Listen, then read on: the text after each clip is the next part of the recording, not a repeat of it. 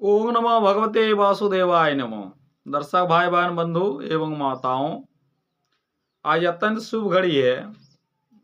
इस शुभ घड़ी के समय में आज अष्टवक्र गीता के बारे में चर्चा करेंगे, जिसमें अष्टवक्र गीता में आत्मज्ञान ही यथार्थ ज्ञान कहा गया है।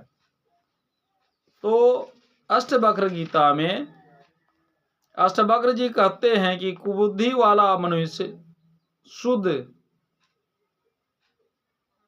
अद्वैत आत्मा की भावना करते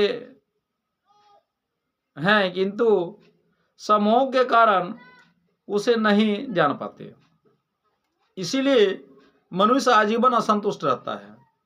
मुमुक्ष की बुद्धि निरालंब नहीं रहती, वरन जीवन मुक्ति पुरुष की बुद्धि सदैव निष्काम और निरालंब ही रहती है। विषय रूपी व्याघ्र को देखकर चकित हुए शरणार्थी की चित्त के निरोध तथा एकाग्रता की सिद्धि के लिए पर्वत कंदराओं से शीघ्र प्रविष्ट हो जाते हैं। वासना रहित पुरुष सिंह को देखकर आसक्त हुए विषय रूपी हाथी चुपचाप भाग जाते हैं, तथा वे प्रिय वचन बोलने वाला पुरुष ईश्वर से आकृष्ट या प्रेरित होकर वासना रहित पुरुष को स्वयं आकर सेवन करते हैं। निशक और नियुक्त मन वाला जो ज्ञानी पुरुष योग साधनाओं को आग्रह पूर्वक धारण नहीं करता, किंतु देखता, सुनता, स्पर्श करता, सूंघता और खाता है, वह सुखपूर्वक स्थित रहता है।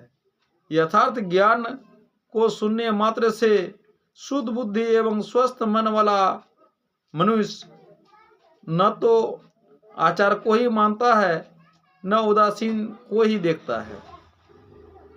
कुबुद्धि का अर्थ अज्ञान ही समझे, जो निश्चय ज्ञान से भिन्न हो वह विवेक बुद्धि के विपरीत ही माना जाता है। इसलिए महर्षि ने यहाँ कुबुद्धि शब्द का प्रयोग किया है। तो अज्ञानी पुरुष भी कभी कभी आत्मा को शुद्ध अद्वितीय जान लेते हैं। पुराणकारों ने भी आत्मा को ही निराकार कहा है। कहीं साकार, उसके साथ साकार अवतार से संबंधित कथाएं जोड़ दी गई है, किंतु एक ही अवतार के चरित्रों का वर्णन भिन्न भिन्न ग्रंथों में भिन्न भिन्न रूपों में किया गया है।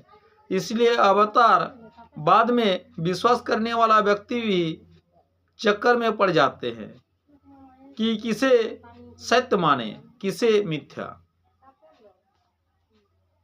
और यह चक्कर ही सम्मोह उत्पन्न करता है।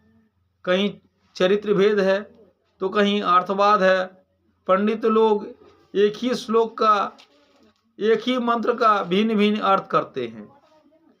इस प्रकार जब आत्मा का अद्वितीय जानकर भी द्वंद्व के भ्रम में पड़ जाते हैं, तो मनुष्य तब वह जीवन भर असंतुष्ट ही रहता है, उसे शांति कभी नहीं मिलती।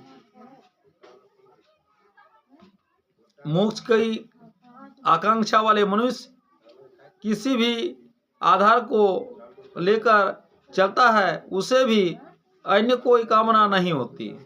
तो क्या मोक्ष की कामना तो होती ही है, और कामना चाहे भोग का हो अथवा मोक्ष का हो, बंधन स्वरूप ही।